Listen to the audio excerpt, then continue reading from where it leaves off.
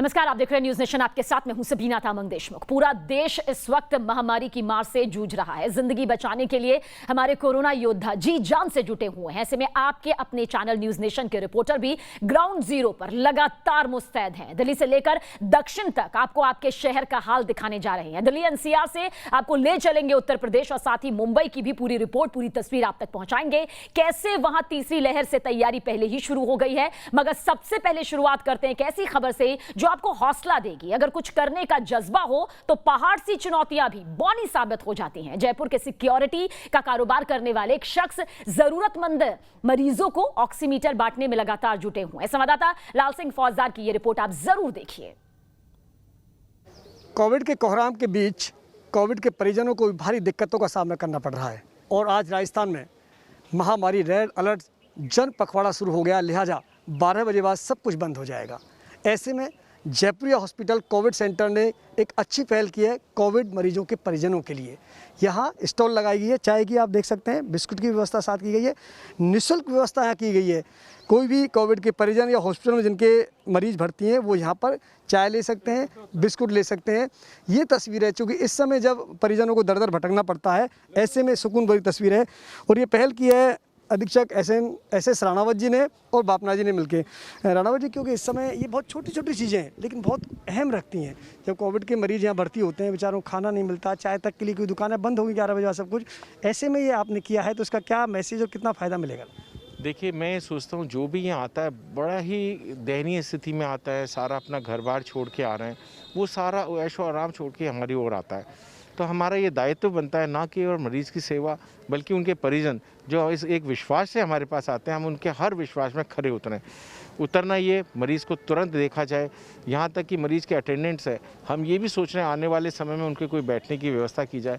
खाने का व्यवस्था हो चुकी है, चाय नाश्ते की जो व्यवस्था नहीं थी उसके लिए आज मैंने जब संजय बाफना साहब से बात करी तो ये ऐसे समाज सेवी हैं जिन्होंने मुझे उसी समय उत्तर दिया कि कुछ ना कुछ इसमें करा जाएगा। इन्होंने अपने लेवल पे 2-3 संस्थाओं से बात करके आज जो पहल करी उसका नतीजा आपके सामने है। कोविड मरीज की सेवा के साथ साथ परिजनों की सेवा भी की जाए और साथ में स्टाफ का भी ख्याल रखा जाए। संजय बापना जी मेरे साथ हैं। सर, आप लगातार ऐसे काम करते रहते हैं, लेकिन इस समय जो महामारी है, इस समय अपन कुछ भी मदद करें वो मानव जाति को बचाने में काम आएगी। इस समय जो परेशानी चल रही है और जिस तरीके से राजस्थान की सरकार और राजस्थान के यशस्वी मुख्यमंत्री राजस्थान का नेतृत्व कर रहे हैं और जिस तरह से उन्होंने कोरोना में राजस्थान को संभाला है और बहुत अच्छा कार्य जो सरकार कर रही है, उसी के चलते हमने ये देखा और समझा कि जो लोग अस्पताल में आ रहे हैं, मरीज भर्ती हैं, उनके जो परिजन होते हैं वो बाहर चारों तरफ घूमते रहते हैं। लॉकडाउन की वजह से सारी थड़ियाँ, सारी दुकानें, रेस्टोरेंट, ढाबे सब बंद हैं, किसी को कुछ मिल नहीं पाता है। उस वजह से हम लोगों ने डॉक्टर साहब से बात हुई और डॉक्टर साहब सुनीत राणावत जी, जो आप बहुत अच्छी तरह जानते हैं, बहुत अच्छा काम कर रहे हैं, पिछली बार भी इन्होंने कोविड में अच्छा काम किया था। इनसे बातचीत होने के बाद हम लोगों ने तय किया कि क्यों नहीं यहाँ पे लोगों को थोड़ी राहत मिले, उसके लिए कम से कम चाय एक ऐसी चीज़ है जो सबको चाहिए, डॉक्टरों को भी चाहिए, नर्सेज़ को चाहिए, स्टाफ को चाहिए, जितने अटेंडेंट हैं उन्हें चाहिए। तो इस चीज़ को देखते हुए हम लोगों ने ये एक छोटी सी शुरुआत की है।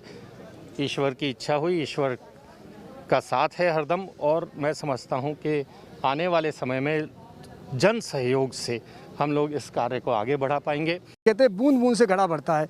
ये लोग जब आगे आएंगे तभी शायद इस महामारी से हम लड़ेंगे। क्या नाम है आपका? मेरा नाम श्रीमान जी महावीर सिंह शेखावत है। बता रहे थे आपने तय किया है कि बिना किसी हिचक के और बिना कोई लेने तय किया आपने सेवा करनी है, चाय पिलाएंगे लोगों को। हाँ साहब, बिल्कुल साहब, पिलाएंगे सबको, कोई दिक्कत नहीं आने देंगे। सुबह से इस समय सेवा करने का बिल्कुल साहब, बहुत अच्छा, मन खुश होता है। रणवीर सिंह। हाँ, अच्छा लगता है दिल में कि हम दूसरों के अच्छे के लिए कर रहे हैं।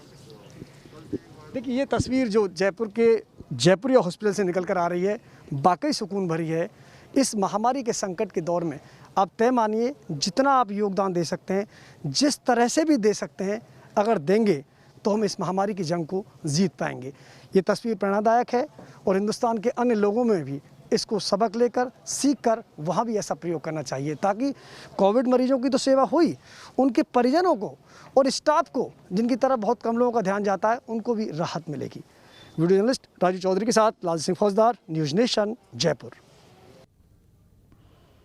तो ये छोटी सी पहल भी किस तरह से महामारी के दौर में मुकाबला करने की हिम्मत दे सकती है, इसमें कोई शक नहीं। कोरोना काल में दिल्ली की रफ्तार पर ब्रेक है। जी हां, दिल्ली की तरफ रुख करेंगे इसलिए ताकि दिल्ली वासी सुरक्षित रहें, महफूज रहें, कोरोना का जाल और ना फैलने पाए। दिल्ली में 17 मई तक लॉकडाउन बढ़ा दिया गया है और इस दौरान जो अब तक मेट्रो चल रही थी उस पर भी फिलहाल फुल स्टॉप लगा दिया गया है। संवाददाता मोहित बख्शी की ग्राउंड रिपोर्ट आप देखिए और ये समझिए कि ये पाबंदी दिल्ली वासियों के लिए इस मौजूदा वक्त में कितनी ज्यादा जरूरी है।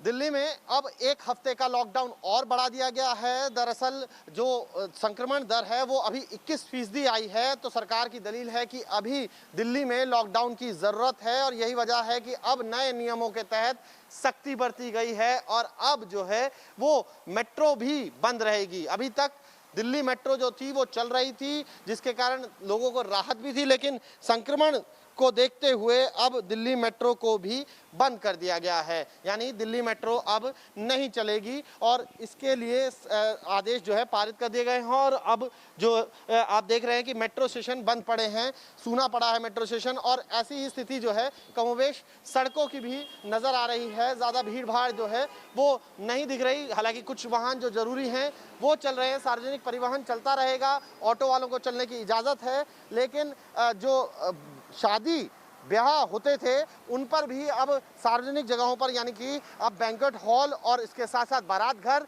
और जो होटल्स है वहाँ पर पाबंदी लग गई है। अब सख्ती बरती जा रही है कि इस तरीके से जो है वो दिक्कतें हो रही थी, संक्रमण दर बढ़ ना जाए, इसी खतरे को देखते हुए अब ये निर्णय लिया गया है। दिल्ली में सख्त कर दिया गया है लॉकडाउन, एक हफ्ते का लॉकडाउन और बढ़ा दिया गया है। राहत की खबर ये है कि जब लॉकडाउन लगा था तो लगभग 35% तक पहुंच गया था संक्रमण दर, जो कि घटकर अब जो है वो 21% के आसपास आ गई है और उम्मीद की जा रही है कि अगले हफ्ते जब तक लॉकडाउन जारी रहेगा ये संक्रमण दर जनता के सहयोग से और कम होगी, क्योंकि लगातार जब संक्रमण दर बढ़ी थी तो बेड्स, ऑक्सीजन बेड्स और वेंटिलेटर्स की बहुत ज़्यादा दिक्कत आ रही थी, जिसको देखते हुए अब लॉकडाउन लगाया गया था और अब जो है वो उम्मीद ये की जा रही है कि एक हफ्ते के बाद परिणाम दूसरे होंगे, कोरोना की रफ्तार पर पूरी तरीके से लगाम लग सकेगी। वीडियो जर्नलिस्ट मुकेश झा के साथ मोहित बख्शी, न्यूज़ नेशन, दिल्ली। और दिल्ली के बाद अब बिहार की तरफ भी रुख कर लेते हैं। कोरोना की मार से बिहार भी बेहाल नजर आ रहा है। बावजूद इसके कुछ लोग ऐसे हैं जो मानने को तैयार नहीं। पटना में किस तरह लोग लॉकडाउन के दौरान कोरोना गाइडलाइंस का पालन नहीं कर रहे, संवाददाता रजनीश सिन्हा की रिपोर्ट आप देखें। बिहार में लॉकडाउन है मगर सुबह 7 बजे से 11 बजे की छूट है और इस दौरान कैसे लॉकडाउन का उड़ रहा है मजाक, उसकी तस्वीर आपको हम रास्ते के जरिए दिखाते हैं। हम इस वक्त कार में मौजूद हैं और देखिए कैसे बाज़ारों में भीड़ है। चारों तरफ लोग मांस मछली खरीदने के लिए भीड़ लगा रहे हैं। ट्रैफिक उतनी ही ज़्यादा है, चारों तरफ बाएं देखिए, दाएं देखिए, हर तरफ आपको लोग, ऐसा लगेगा जैसे आम दिन है। कोई मास्क लगाया है, किसी ने मास्क का इस्तेमाल ही नहीं किया है।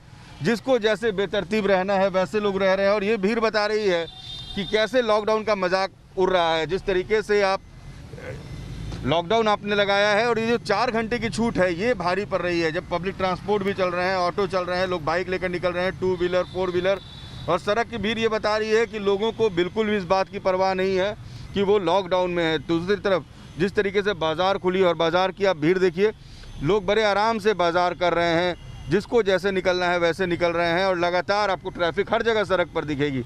यानी ये तस्वीर ये बता रही है कि लॉकडाउन में जो छूट है ये भारी पड़ सकता है। कंप्लीट लॉकडाउन की ज़रूरत है। बिहार में अभी हर दिन 11,000 से 12,000 नए मामले आ रहे हैं, लोगों की मौत हो रही है, 70 लोगों की मौत हुई है, पटना में 25 लोगों की कल मौत हुई है, लेकिन इन सब के बावजूद लोग बेअसर दिख रहे हैं। ये जो छूट लॉकडाउन में दी जा रही है ये एक परेशानी का सबब है। आप देखिए कितनी हेवी ट्रैफिक आपको दिखेगी और आपको हम रास्ते के ज़रिए दिखाने की कोशिश कर रहे हैं कि लॉकडाउन की छूट का लोग बेजा इस्तेमाल कर रहे हैं। अगर इसी तरीके से लोग लॉकडाउन की छूट का इस्तेमाल करते रहे तो फिर कोरोना संक्रमण के इस चेन को तोड़ पाना मुश्किल होगा। लोगों को ये समझना होगा कि ये छूट उनकी सुविधा के लिए दी गई है, रोड पर मटरगश्ती करने के लिए, टाइम पास करने के लिए, या दिन भर हम घर में रहते हैं इसलिए सुबह हम बाहर निकल जाएं इसलिए नहीं है। लेकिन लोग समझने को तैयार नहीं है और लॉकडाउन में छूट अब पड़ रहा है भारी। वीडियो जर्नलिस्ट सत्येंद्र के साथ रजनीश सिन्हा, न्यूज़ नेशन, पटना।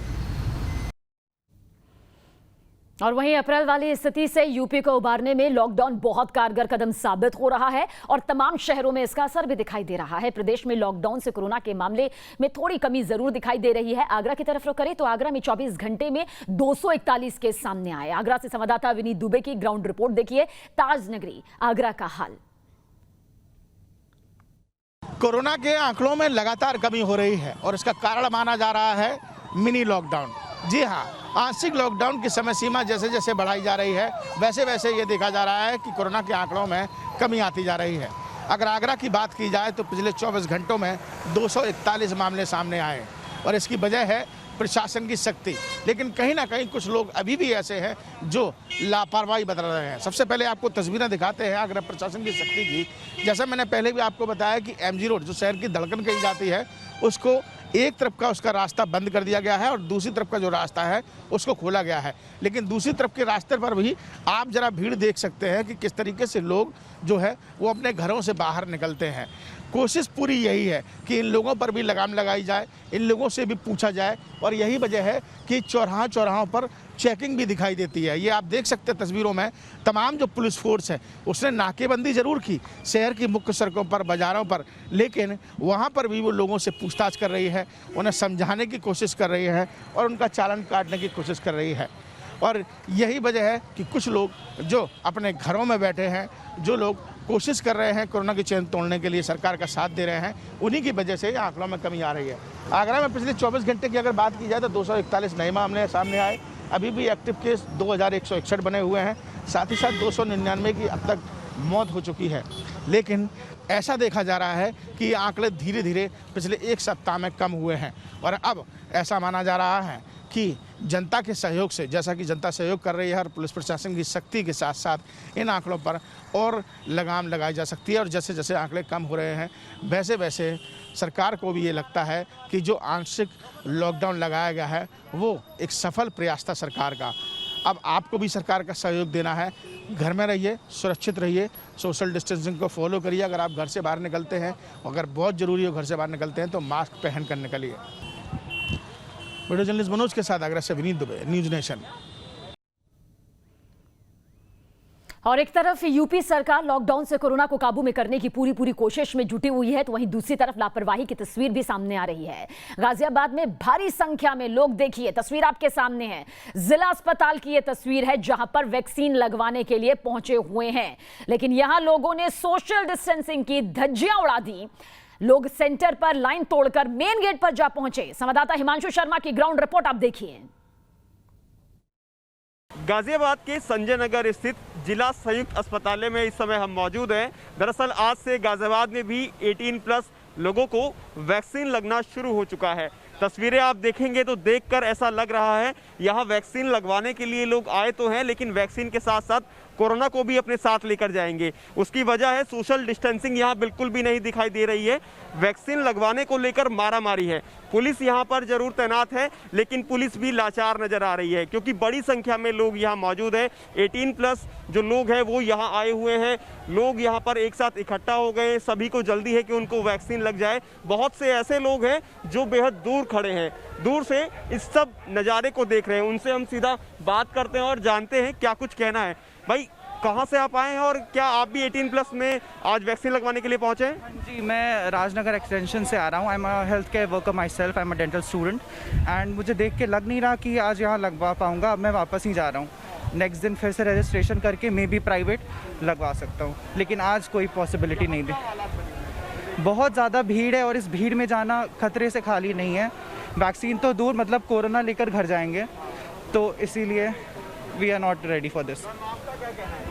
जी, मैं भी वैक्सीन लगाने आई थी लेकिन ये देख के मुझे इच्छा नहीं हो रही है कि मैं इतनी भीड़ में जाके लगवाऊं। डर भी लग रहा है कि कहीं सुरक्षित हूँ और सुरक्षित ना हो जाऊं, इसीलिए मैं अब घर जाने की सोच रही हूँ। हिम्मत नहीं हो रही वैक्सीन लगवाने की, इतनी भीड़ दिखी। ये सभी लोग दूर खड़े हैं, उसकी वजह है कि वहाँ भीड़ बहुत ज़्यादा है। सभी लोग सोशल डिस्टेंसिंग की धज्जियां उड़ाते हुए नजर आ रहे हैं। अपने वीजे से कहूँगा तस्वीरें आपको दिखाएं। आप देखिए किस तरह से लोग एकजुट हैं, सोशल डिस्टेंसिंग बिल्कुल भी नहीं है। सभी लोग एक साथ खड़े हो गए गेट के बाहर, जल्द से जल्द उनको अंदर लें, उनको वैक्सीन लगे। लेकिन यहाँ तो हालात बिगड़ते हुए नजर आ रहे हैं। जबकि गाजियाबाद के जो सिटी मजिस्ट्रेट हैं वो यहाँ मौजूद हैं। गाजियाबाद के संयुक्त अस्पताल के जो CMS है वो यहाँ मौजूद है। आप देखिए पुलिस ने लाठी भी अपने हाथ में ले ली है और कोशिश कर रहे हैं व्यवस्थाओं को बनाने की, लेकिन जो लोग हैं वो समझने के लिए तैयार नहीं है। 18+ लोगों को आज से गाजियाबाद के 16 ऐसे सेंटर हैं जहां पर वैक्सीन लगाई जा रही है और जो टारगेट है वो 3100 लोगों को एक दिन में वैक्सीनेट करने का है, यानी कि 3100 लोगों को वैक्सीन लगाई जाएगी। लेकिन सभी लोग वो होंगे जिनके पास रजिस्ट्रेशन होगा, जिनके पास 4 नंबर का जो पिन कोड होगा वो उनके पास होगा, तभी उन लोगों को यहाँ पर वैक्सीन लगाई जाएगी। लेकिन फिलहाल संयुक्त अस्पताल पर हंगामा चल रहा है, लोग परेशान हैं, पुलिस परेशान है, पब्लिक परेशान है, समझ नहीं आ रहा करे तो क्या करें, लेकिन हालात यहाँ पर खराब हैं। वीडियो जर्नलिस्ट के साथ हिमांशु शर्मा, न्यूज़ नेशन, गाजियाबाद। और यूपी के 18 जिलों में आज से 18 साल से ज्यादा उम्र के लोगों का वैक्सीनेशन शुरू हो गया। लखनऊ में सुबह से ही वैक्सीनेशन सेंटर पर लोगों की लंबी कतारें देखने को मिली। संवाददाता अनिल यादव की ग्राउंड रिपोर्ट आप देखें। कोविड-19 को हराने के लिए यूपी में आज से टीकाकरण अभियान में और तेजी लाई जा रही है। पिछले 2 दिनों में 5 लाख कोविड वैक्सीन की डोज लखनऊ में आई हैं, जिन्हें यूपी के अलग अलग शहरों में रवाना किया गया है।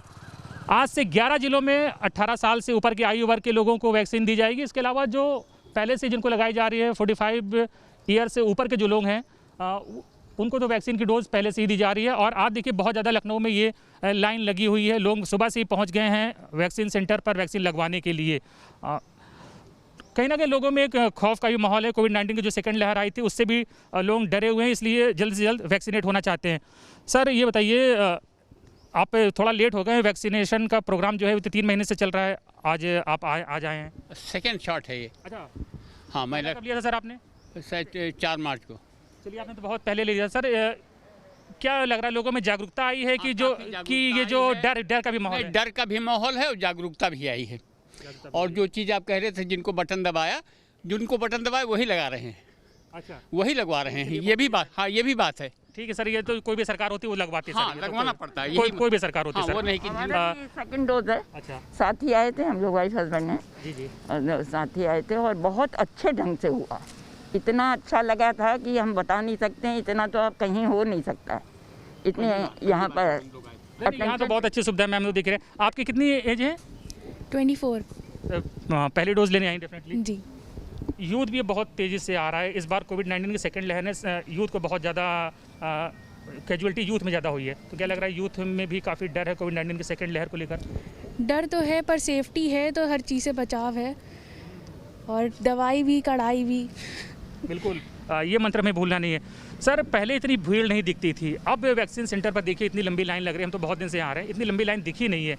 क्या वजह है कि लोग अब अचानक से उमड़ रहे हैं वैक्सीनेशन सेंटर पर? लोग अवेयर हुए हैं, लोग इसकी महत्व को समझ रहे हैं, इंपॉर्टेंस को समझ रहे हैं, और भय भी है कहीं ना कहीं। हाँ बिल्कुल, वो तो है ही है। खैर बिल्कुल, देखिए वैक्सीन ही रामबाण है, वही आपको कोविड-19 से बचा सकती है। कितनी उम्र भाई साहब आपकी? 28। तो पहले डोज ही लेने आए होंगे? नहीं, मैं मदर को लेके आया हूँ सेकंड डोज के लिए। अच्छा, आपको लगी भी कि नहीं? हमें लग गई है फर्स्ट डोज। चलिए, आप लकी हैं कि आपका चांस आ गया, सेकंड डोज लेने आई हैं।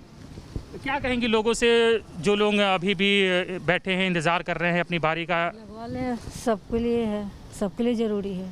सबके लिए ज़रूरी है। तो देखिए कितनी लंबी ये भीड़ है, लोग बड़ी संख्या में पहुँचे हैं वैक्सीन की डोज लेने के लिए। हालांकि अभी थोड़ा सा यहाँ पर समय है वैक्सीनेशन स्टार्ट होने में, लेकिन इतनी लंबी लाइन फ़िलहाल हमने अभी रिसेंट में यहाँ पर नहीं देखी थी। और हर एज ग्रुप के लोग पहुँचे हुए हैं। सर पहली डोज है कि सेकेंड है? सेकेंड डोज है। क्या कहेंगे कि कितना इम्पोर्टेंट है वैक्सीन लेना, क्योंकि अभी भी बहुत से लोग कह रहे हैं, कुछ बहाने बना रहे हैं कि हम बाद में लेंगे, कोई दूसरी वैक्सीन आएगी तब लेंगे? वैक्सीन जो है तुरंत लगवाना चाहिए सभी को, इसी में फ़ायदा है। इसी में फ़ायदा है। देखिए लेडीज़ भी आई हैं। आंटी आपकी पहली डोज है कि सेकेंड? सेकेंड डोज है। तो बहुत सवेरे आगे बहुत लंबी भीड़ है आज तो, लेकिन रुकना होगा, क्या किया जाए, ज़रूरी भी है। जरूरी भी ये बहुत ज़रूरी है हेल्थ के लिए। सैटरडे को कम हो गया था, वैक्सीन कम थी, लोग वापस लौट के गए थे। लेकिन हाँ कोई बात नहीं सर, 5 लाख वैक्सीन की डोज जो है पिछले 2 दिन में लखनऊ में आई है, तो अब जो कमी थी वो लग रहा है ख़त्म हो जाएगी। हम बिल्कुल ख़त्म हो जाएगी, और लेकिन सभी लोगों को जागरूक होना चाहिए, कोई अंधविश्वास में नहीं पड़ना चाहिए। जैसे कुछ लोग कहते हैं कि कुछ नहीं होगा, वगैरह वगैरह, चूँकि ये बैक्टीरिया जो वायरस है ये किसी के भी शरीर को किसी भी तरह से हार्म पहुंचा सकता है। तो वैक्सीन लेने से क्या होगा कि कम से कम हमारी इम्यूनिटी सिस्टम स्ट्रांग होगी और फाइट करने में मतलब शरीर को मदद मिलेगी। बिल्कुल, तो देखिए ये लाइन बढ़ती जा रही है और अब ज़्यादा से ज़्यादा लोग वैक्सीन लगवाने के लिए वैक्सीन सेंटर पर अब पहुँच रहे हैं। वीडियो सूफी खान के साथ अनिल यादव, न्यूज़ नेशन, लखनऊ। और अब तस्वीर मुंबई से। मुंबई के सबसे बड़े वैक्सीनेशन सेंटर में आज फिर वैक्सीन की कमी रही। क्या कुछ तस्वीर रही, देखिए संवाददाता ज्योत्सना की रिपोर्ट। देश में सबसे तेज गति से कोरोना वैक्सीनेशन मुहिम चलाने वाले महाराष्ट्र सरकार के वैक्सीनेशन कार्यक्रम को अब ब्रेक लगता हुआ नजर आ रहा है। महाराष्ट्र के कई जिलों के कई सेंटर्स में अब वैक्सीन नहीं है, जिसकी वजह से सीनियर सिटीजन्स को बिना वैक्सीन लिए ही लौटना पड़ रहा है। इस वक्त हम खड़े हैं महाराष्ट्र के सबसे बड़े कोरोना वैक्सीनेशन सेंटर में, जो मुंबई के बीके से स्थित है, जहां आप देख सकते हैं कुर्सियां खाली पड़ी है। हालांकि महाराष्ट्र सरकार और प्रशासन की तरफ से तैयारियां तो बहुत अच्छे से की है, लेकिन एक समय था जब कोरोना वैक्सीनेशन के लिए यहाँ पर बहुत भीड़ लगी रहती थी। तमाम सेलिब्रिटीज़ ने इसी वैक्सीनेशन सेंटर्स में आके खुद का टीकाकरण करवाया है, लेकिन अब वैक्सीन मिलना बहुत मुश्किल हो गया है। पूरे महाराष्ट्र की बात करें तो महाराष्ट्र में पहले 2000 से भी ज़्यादा वैक्सीन सेंटर जो थे पूरे महाराष्ट्र में थे, लेकिन अब उसकी संख्या कम होती हुई नज़र आ रही है। 894 जो वैक्सीनेशन सेंटर्स पूरे महाराष्ट्र में काम कर रहे हैं इस वक्त, और पिछले 24 घंटे में अगर वैक्सीनेशन की बात करें तो 1,10,448 लोगों का वैक्सीन एक दिन में हुआ था, जबकि महाराष्ट्र सरकार का रिकॉर्ड एक दिन में 5 लाख से भी ज़्यादा वैक्सीनेशन कराने का है। महाराष्ट्र जो देश में नंबर 1 है वैक्सीनेशन कराने में, जिनका अब तक अगर बात करें वैक्सीनेशन की तो 1,80,88,042 लोगों का वैक्सीनेशन महाराष्ट्र में हुआ है। ये देश में सबसे अधिक, सबसे ज़्यादा आंकड़ा है किसी भी राज्य से अगर तुलना करें तो। और 18 से 44 साल के लोगों की बात करें तो 4,36,302 लोगों का वैक्सीनेशन पूरे महाराष्ट्र में हुआ है, यंग लोगों का हुआ है। लेकिन वैक्सीन की उपलब्धता न होने की वजह से अब रजिस्ट्रेशन जो है वो फिर चाहे 18 से 44 साल के लोग हो या 45 साल के अधिक उम्र के लोग हो, उन सब के लिए रजिस्ट्रेशन अनिवार्य किया गया है। पहले ये नियम नहीं था, पहले ये नियम जो था सिर्फ 18 से 44 साल के लोगों के लिए रजिस्ट्रेशन अनिवार्य था, लेकिन अब वैक्सीन की कमी को देखते हुए 45 प्लस के जो अधिक लोग हैं उनके लिए भी रजिस्ट्रेशन अनिवार्य कर दिया गया है। लेकिन तस्वीरों हम आपको दोबारा दिखाना चाहेंगे कि यहाँ पर लंबी कतारों में लोग एक समय पर लाइन में खड़े रहते थे, बुजुर्ग खड़े रहते थे, लेकिन अब खाली कुर्सियाँ, खाली कतारें नज़र आ रही है। लोग और क्या कोरोना को खत्म करने वाली कोई एक्सरसाइज भी होती है? सोशल मीडिया पर दरअसल दावा किया जा रहा है। इस दावे की पूरी पड़ताल करेंगे आज शाम 6:28 पर लाइव डिटेक्टर टेस्ट में।